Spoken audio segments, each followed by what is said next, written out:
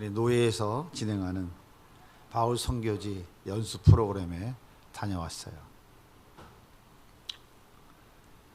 참 모든 것이 다 은혜였고 모든 것이 다 감사였습니다. 성경에 기록되어져 있는 그 현장들을 보면서 너무 여러 가지 많은 은혜와 도전을 받는 그런 시간이었어요. 갑바도기아 지하 도시는 참 놀라웠어요.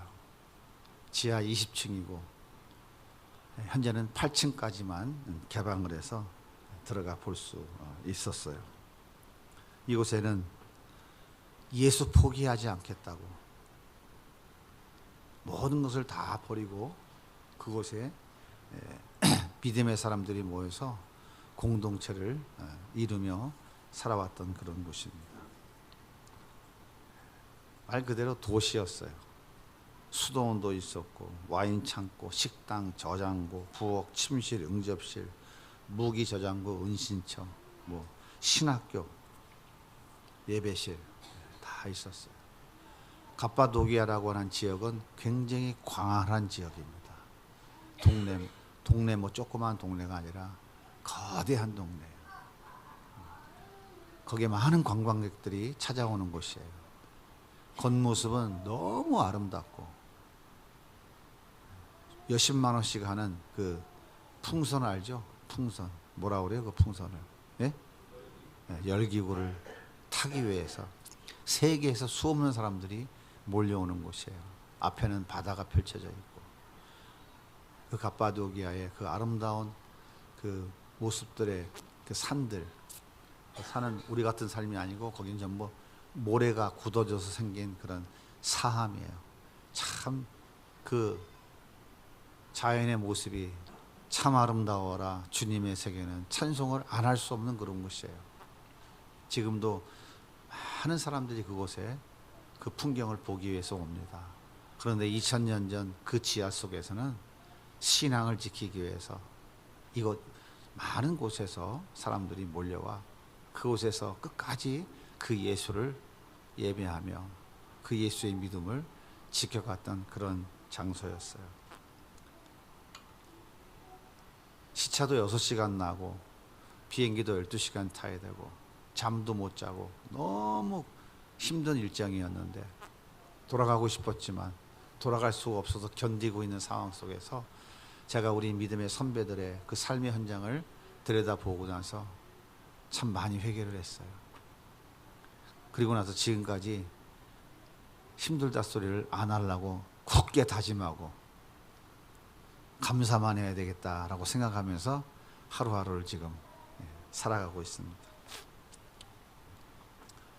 베드로가 한 번 설교할 때마다 3,000명, 5,000명씩 회개하고 죽게 돌아오는 역사들이 일어났죠. 그들이 또 흩어져서 예수를 전하고 그들이 전한 복음을 듣고 많은 사람들이 죽게 돌아오는 역사가 있었어요. 예루살렘에 스데반이 순교하는 일로 인해서 드디어 기독교가 많은 박해를 받기 시작하면서 흩어지기 시작했어요. 사마리아로 그리고 유다의 국경을 넘어 인근으로 많이 흩어지게 되었습니다.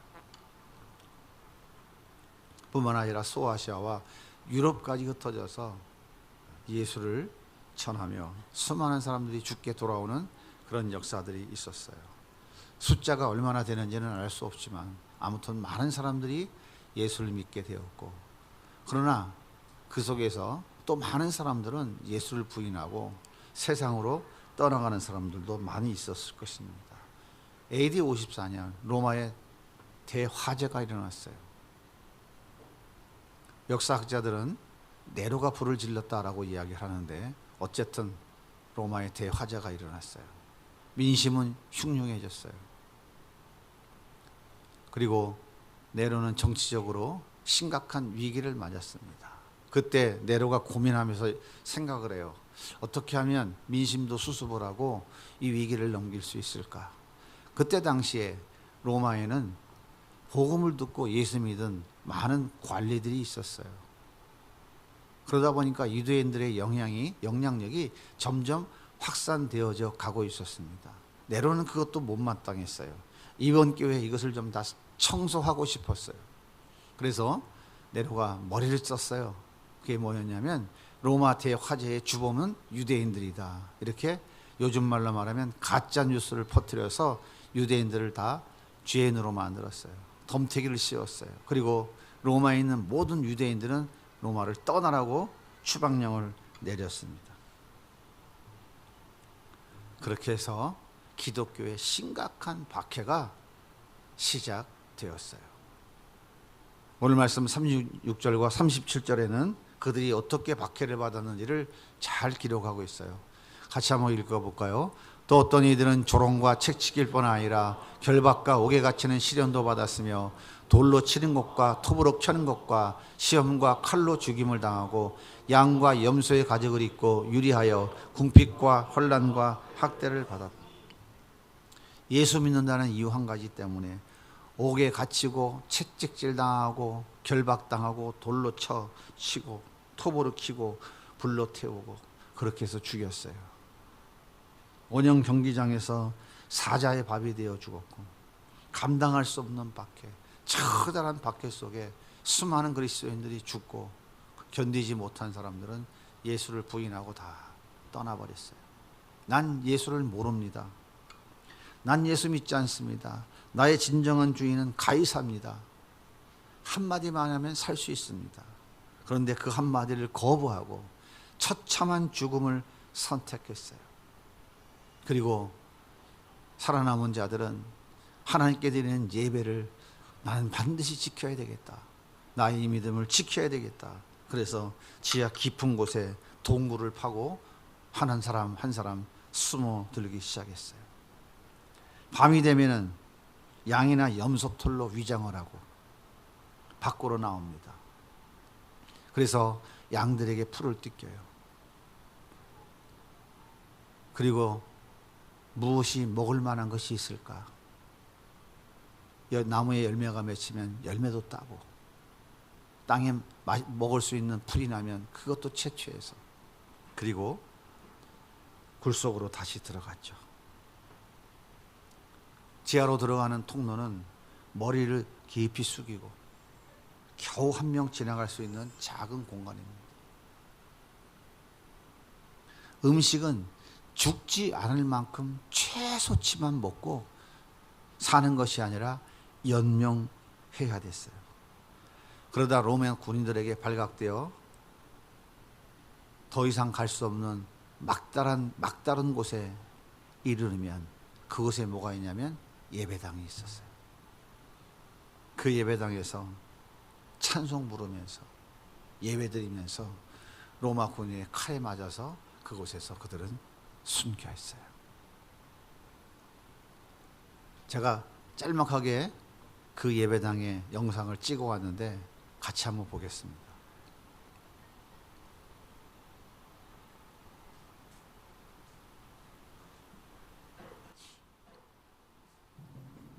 지하로 계속 내려가고 있습니다. 여기는 지하 66m 아래 예배당입니다. 모양이 십자가로 파여져 있습니다.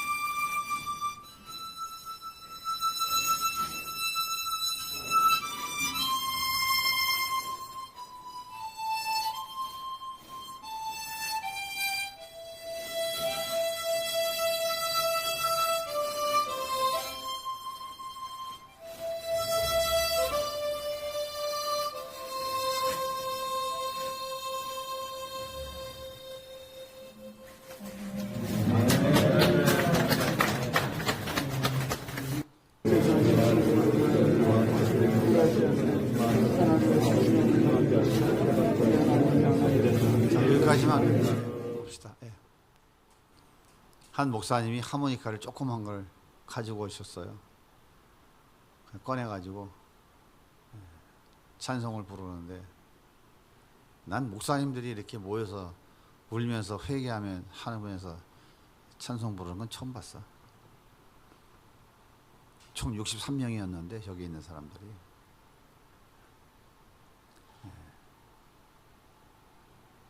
참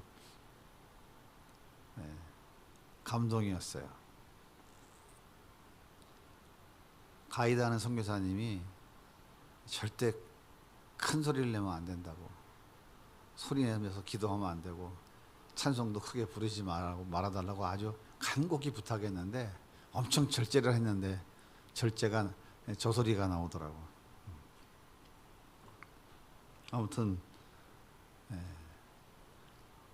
제가 그 좁은 길을 걸어가면서 과연 여기 초대 그리스도인들이 여기서 숨어서 신앙을 지켰다는 근거가 뭐냐 도대체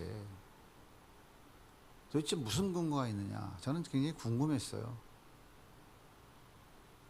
그래서 계속 따라 내려갔는데 마지막 지하 8층 이제 더 이상 내려갈 수 없이 이제 통로를 다 막아놓은 그 지하 8층 저 장소에 가니까 예배당이라고 그러는데 이해가 안 되더라고요. 그래서 자세히 봤더니 예배당이라는 것을 부정을 할 수가 없겠더라고요. 그 장소의 공간이 십자가 모양으로 파져 있더라고요. 여러분 영상에서 보니까 십자가가 보였습니까? 제가 그거를 딱 보고서 아 맞구나 하고 인정을 했어요. 그런데 거기까지 내려가는 길에도 수많은 길들이 있어요. 수많은 격가지의 길들이 있고 군데군데에 이렇게 좁은 통로에 큰 돌, 동그란 돌로 길을 막는 이 출입구 그 개폐기가 있어요. 이걸 갖다가 로마군이 쫓아오면 탁 닫아가지고 앞에를 들어오지 못하도록 막는 이런 개폐 시설도 군데군데 되어져 있더라고요. 아무튼 그들은 그곳에서 찬송 부르며 순교한 것은 맞는 것 같아요. 오늘 히브리서 11장의 이 말씀은 틀림없이 맞다라고 하는 확신이 들었습니다. AD 313년 콘스탄틴에 의해 기독교가 미신이 아니다, 기독교는 정상적인 종교다, 그렇게 인정을 받을 때까지 약 250년 동안 저들은 지하 동굴에서 대를 이어 신앙을 지켜낸 사람들이었어요. 그런데 그 사람들이 대략 몇 명이냐? 15,000명 정도 된다, 그렇게 설명을 하더라고요. 얘들은 왜 마지막 순간까지 믿음을 포기하지 않고 순교의 제물이 되었을까요? 예수를 부인하면, 예수 버리면 사는데 어째서 고귀한 생명을 버리면서까지 믿음을 지키려고 했을까요? 오늘 말씀 35절은 이렇게 말씀하고 있어요. 여자들은 자기 죽은 자들을 부활로 받아들이기도 하며 또 어떤 이들은 더 좋은 부활을 얻고자 하여 심한 고문을 받되 구차히 풀려나기를 원하지 아니하며. 여자들은 자기의 죽은 자들, 여기에 자기의 죽은 자가 누굽니까? 누굴 말하는 거예요? 자기의 죽은 자를 누굴 얘기하는 걸까요? 자기 자식, 자기 남편, 자기 부모, 자기 엄마. 엄마가 자기 자식이 처참하게 죽어가는 모습을 보며 얼마나 가슴이 찢어졌을까요? 딸이 엄마가 칼에 맞아 죽어가는 모습을 보며 얼마나 가슴이 아팠을까요? 그런데요, 그 엄마들은 내 자식들이 반드시 부활할 것이라고 하는 믿음이 있었기 때문에 그 처참한 현장을 목격하고 있으면서도 예수를 버리지 않았다고 하는 거예요. 좋은 부활로 받아들였대. 죽었지, 괜찮아, 부활할 거야. 더 좋은 부활이 있을 거야.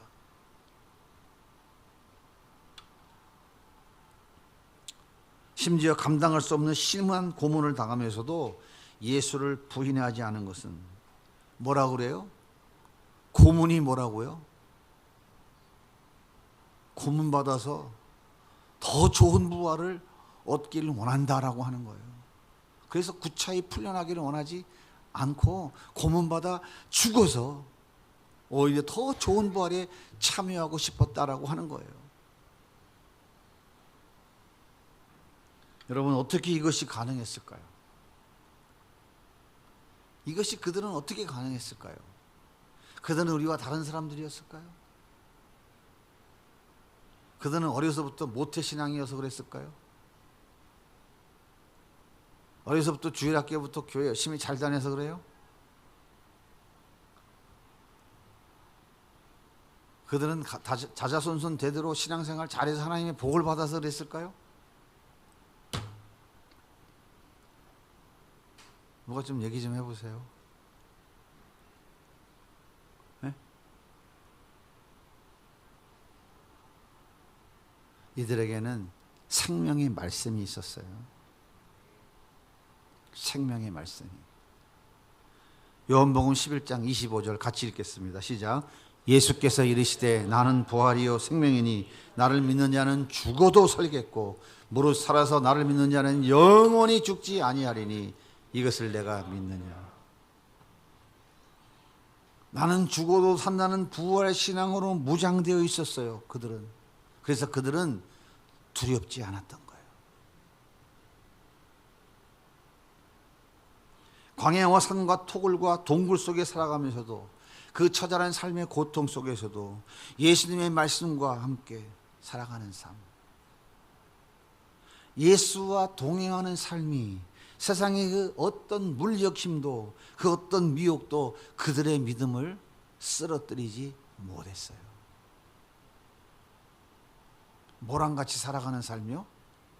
나는 죽어도 살겠고 살아서 죽는 자는 영원히 죽지 않는다는 그 예수님의 약속의 말씀, 그 말씀을 붙잡고 그 말씀과 함께 살아가는 거예요. 말씀이신 예수와 함께 살아간 거예요.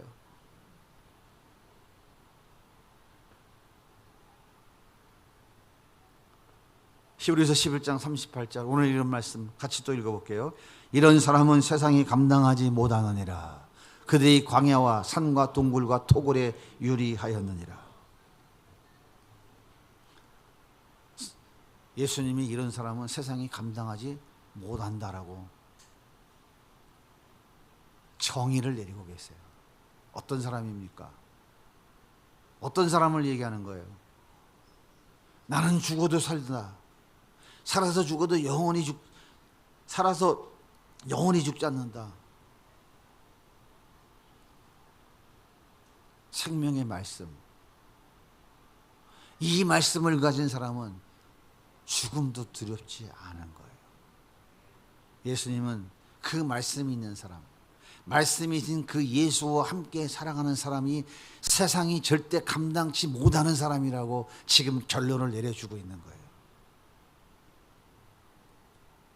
자, 그렇다면 예수님이 인정한 이 세상이 감당치 못할 이 사람들은 그 지하 수십 메타 토굴 속에서 무슨 소망을 갖고 살았을까요? 무슨 소망을 갖고 살았을 것 같아요? 언제 이 무서운 박해가 끝날까? 언제 저 굴 바깥에 햇빛을 볼 수 있을까? 언제 세상에서 누릴 수 있는 그 물질의 풍요를 좀 누릴 수 있을까? 머지않아 육체적 쾌락, 정욕을 누리며 살아갈 수 있겠지. 머지않아 내 자식이 명문대학을 졸업하고 그토록 원하는 대기업에 입사할 수 있겠지. 곧 조금만 참고 건디면 여기도 째고 저기도 째고 꼬매고 막 올리고 해서 멋진 섹시한 얼굴로 바꿀 수 있겠지. 그런 소망을 갖고 살았을까요?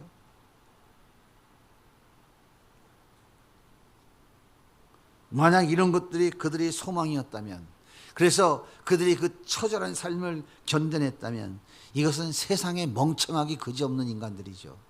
여러분 같으면 하겠습니까?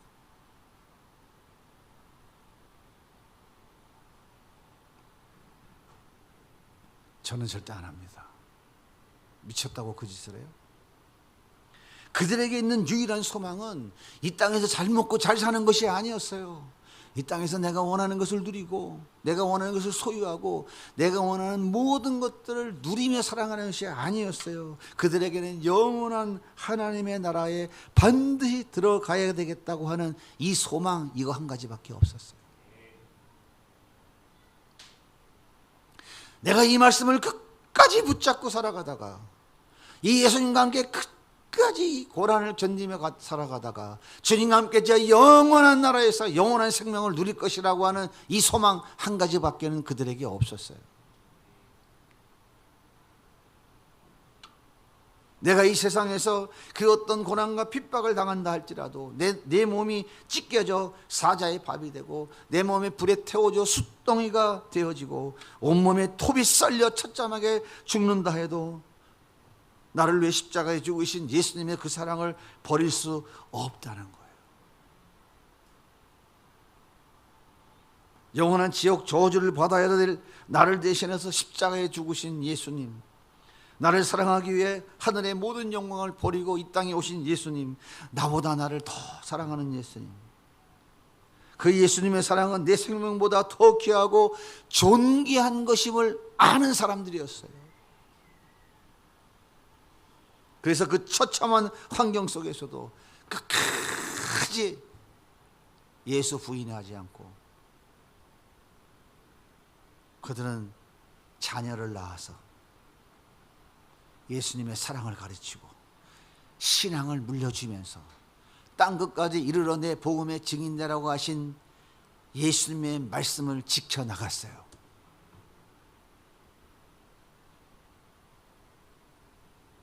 콘스탄틴에 의해 기독교는 미신이 아니라 정상적인 종교라고 인정받는 그때까지 무려 250년 동안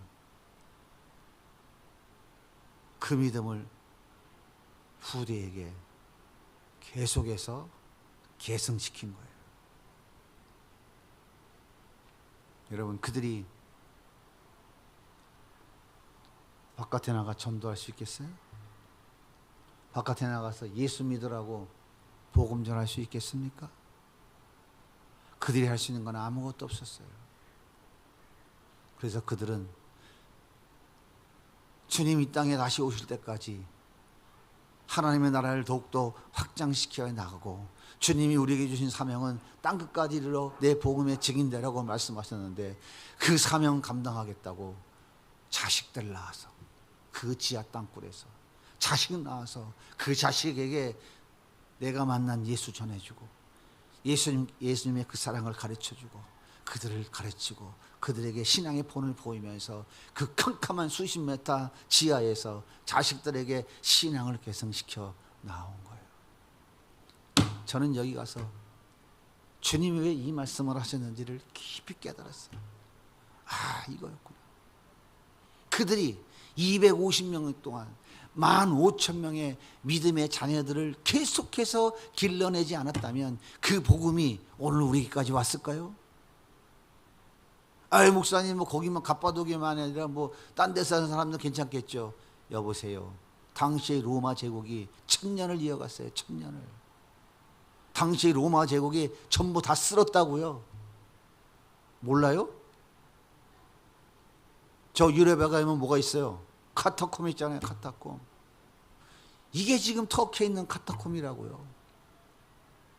곳곳마다 이런 사람들이 그 지하 땅굴 속에 숨어 들어가서 그들이 할 수 있었던 건 뭐냐? 자식 낳아서 예수 전하는 거였어요. 그 자식에게 그 믿음 계승시키는 거였어요.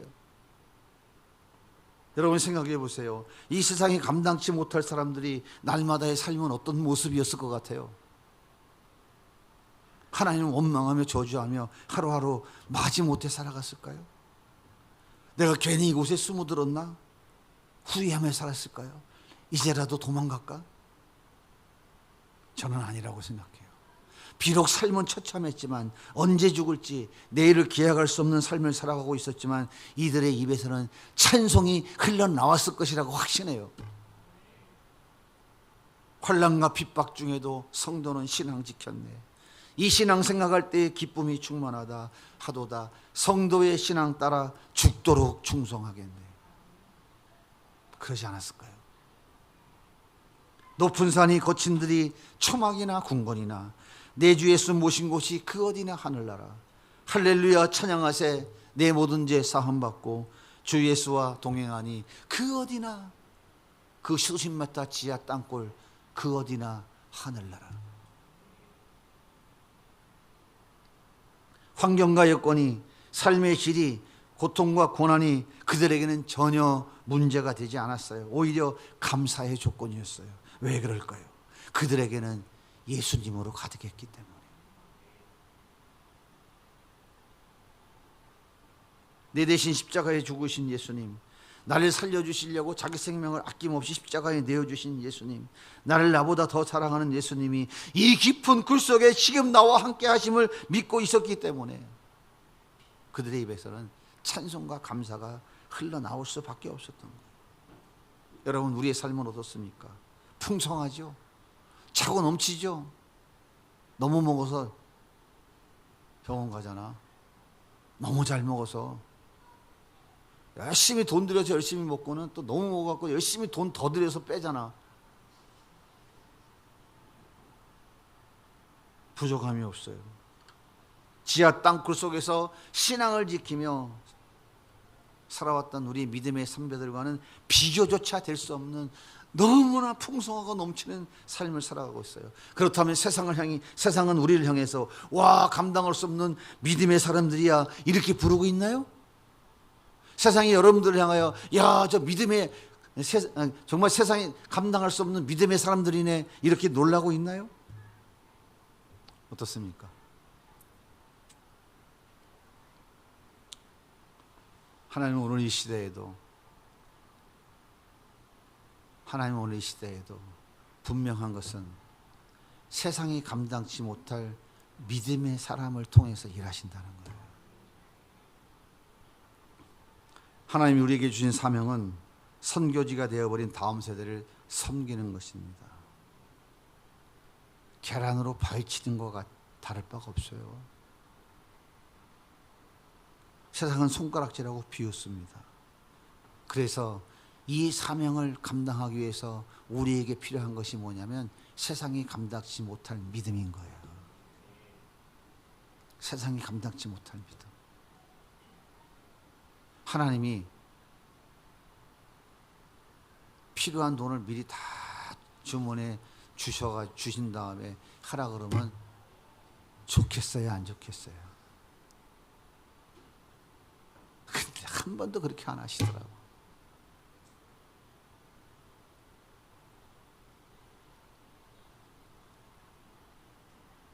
모든 준비를 다 해놓고 일을 하라고 그러실까요? 아니면 준비 다 안 시켜주시고 시작하게 하실까요? 왜 그럴까요? 하나님의 일은 믿음으로 하는 거거든요. 믿음으로. 세상이 감당치 못할 믿음의 사람들을 통해서 하나님이 일하시거든요.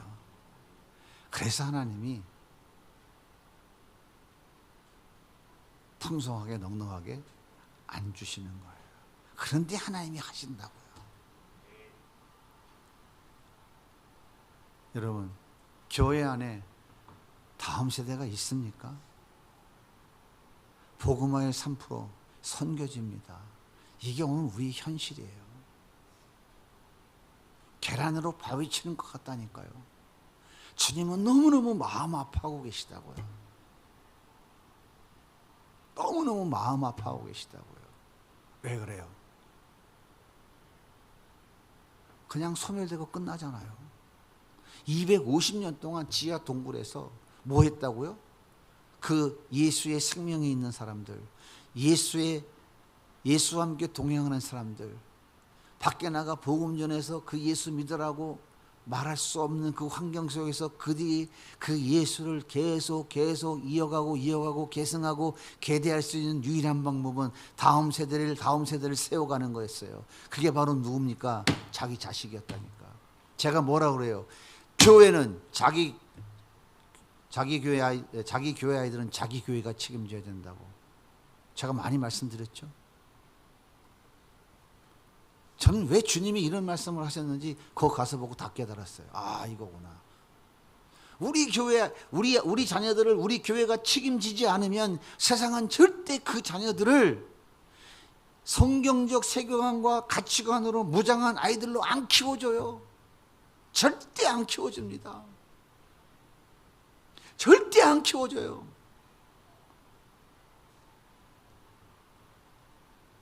그래서 이 믿음을 가진 교회가 이 자녀들을 가르치고 믿음으로 예수로 세워서 그 신앙을 계승해서 하나님의 나라를 계속 유지해 가고 확장해 가야 되는 거예요. 그래야 땅끝까지 그 복음을 이루어 갈 수 있죠. 시간이 없으니까 제가 많이 긴 얘기는 안 할게요.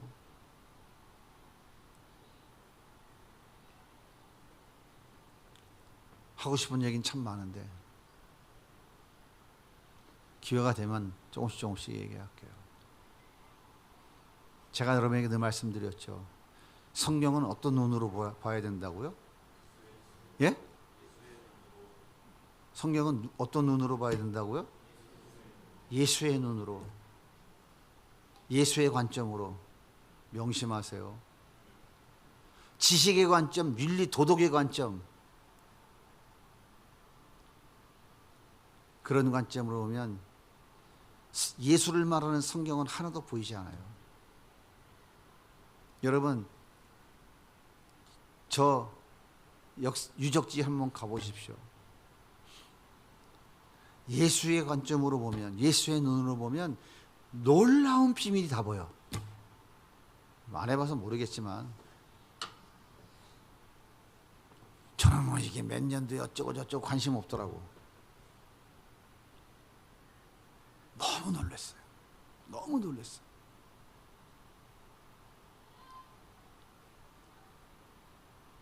하나님이 얼마나 무서운 분이신지, 그분의 공의가 얼마나 무서운지, 예수의 영이 떠나면, 여호와의 영이 떠난 존재들은 어떤 존재인지 저는 가서 특히 다 보이더라고요.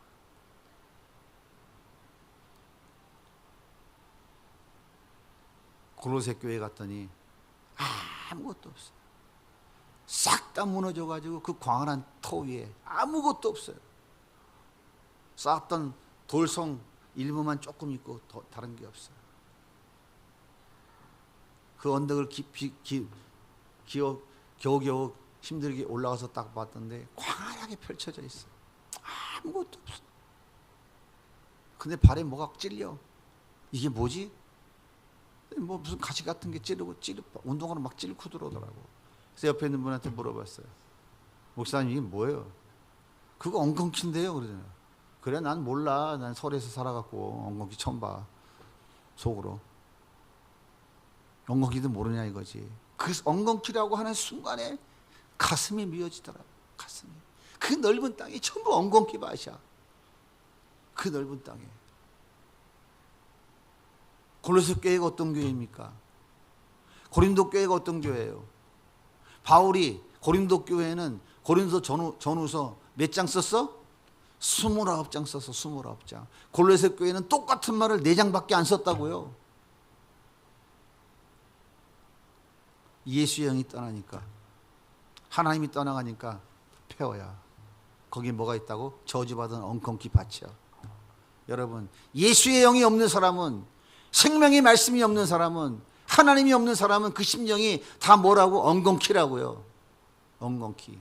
겉모습만 표정하고 있는 거지 속에는 온갖 더러운 악이 솟아오르는 거야. 찌르고 입만 열면 영혼을 죽이고, 그런데 전부 다 걷어입고 아닌 척 하고 있다고. 그게 버가모 교회예요. 그게 버가모 교회라고.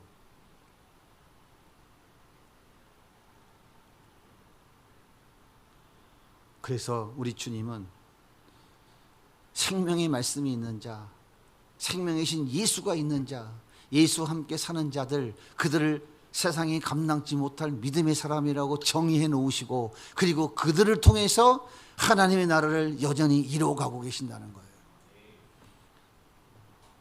이곳에 모인 여러분은 세상이 감당치 못할 믿음의 사람입니다. 그러니까 여기 오지. 그렇지 않으면 여기 안 와요. 그래서 저는 여러분들은 세상이 감당치 못할 믿음의 사람이라고 하나님이 인정하시는 분들이다라고 생각을 해서 제가 너무 감사했어요.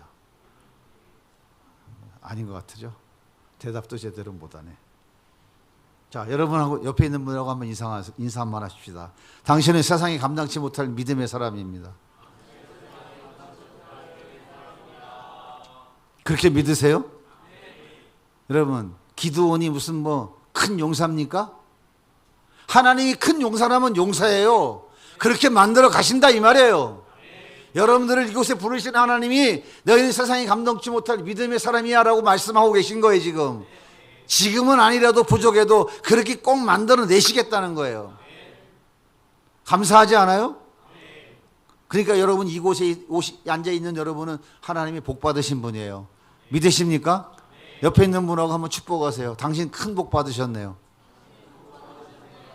그러면 이 믿음은 어떻게 만들어질까요? 이 믿음은 말씀을 들을 때 생깁니다. 말씀을 먹을 때 생겨요. 말씀은 예수예요. 예수의 말씀이 영이고 말씀이 생명입니다. 그러므로 말씀으로 채워질 때 내 안에 예수가 채워지는 거예요. 내 안에 예수가 충만해지면 그 예수가 역사하기 시작합니다. 아침에 일어나서 말씀을 읽고 묵상하고 기도하고 하루하루를 시작하는 것. 날마다 하루도 빠짐없이 이 일을 계속 반복하는 것, 이것이 바로 고난이에요. 그 고난의 과정을 날마다 이어가는 것이 오늘 이 시대의 지하 동굴의 고난인 거예요. 전 그렇게 정의를 내렸어요. 날마다 큐티하는 거 쉬워요. 내 터키 다 데리고 가고 우리 청년들 그 지하 땅굴에 구석에 3일 동안 가다 놓는다고 내 얘기했지. 거기서 한번 해봐. 맛 좀 봐봐.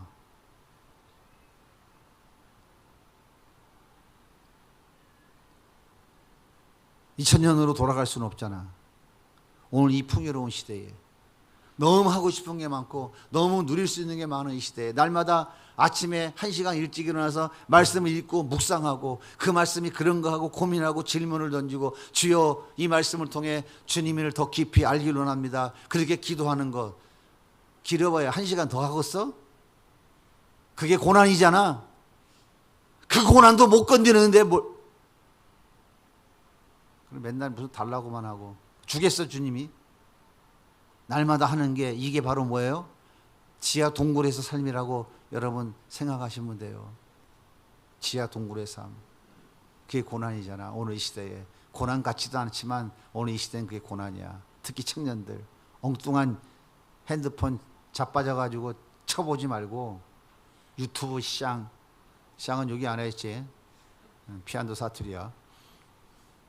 그따고 쳐보고 앉아가지고 눈깔 뻘개가지고 쓰잘데기 없는 시간 보내지 말고 주님이 세상이 감당치 못할 믿음의 사람이라고 선언하고 선포하셨으니까 오늘부터 그 믿음 만들어 갑시다. 어떻게 하면 된다고요? 어떻게 하면 된다고? 따라서 하세요. 1시간 일찍 일어나서 말씀을 읽고 말씀을 묵상하고 그 말씀이 그런가 하여 질문하고 또 질문하고 기도하고 출근한다. 이 고난의 날마다 참여하는 자들이 세상이 감당치 못할 믿음의 사람으로 세워지는 거예요.